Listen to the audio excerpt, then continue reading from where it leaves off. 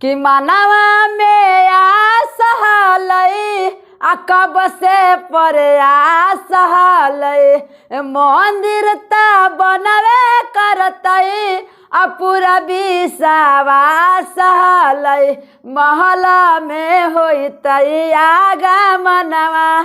श्री राम जी के आ भगवा रंग शोभतई भवनवा श्री राम जी के त महल में हो खतई पूजनवा श्री राम जी के कि मनवा में आस हलई आ कब से प्रयास हलई मंदिर त बनवे करतई आ हमारा विश्वास हलई कि अयोध्या में होतई आगमनवा श्री राम जी के महल में होतई आगमनवा श्री राम जी के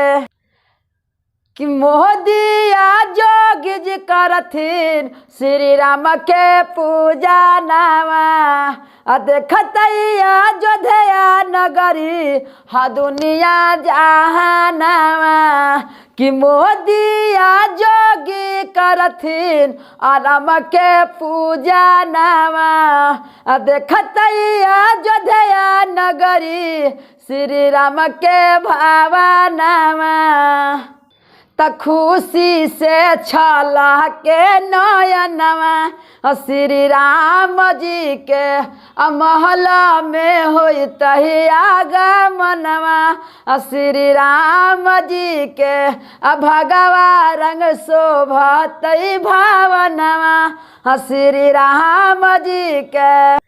कि 500 बरिस के सपना होइलई साकार हो आ राम राज लेके अइलई खुशिया पार हो त 500 बरिस के सपना भेलई साकार हो आ राम राज लेके अइलई खुशिया पार हो ओम प्रकाश पूजा तई चारणवा श्री राम जी के ओम प्रकाश पूजा तई चारणवा श्री राम जी के।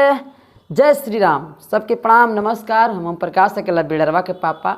और बड़ा खुशी के बात है कि हमारा अयोध्या में श्री राम जी का मंदिर बन रहा है। और जय श्री राम आप लोग भी बोले, कमेंट में भी लिखें जय श्री राम जय श्री राम जय श्री राम और चैनल को सब्सक्राइब करें। जय हो।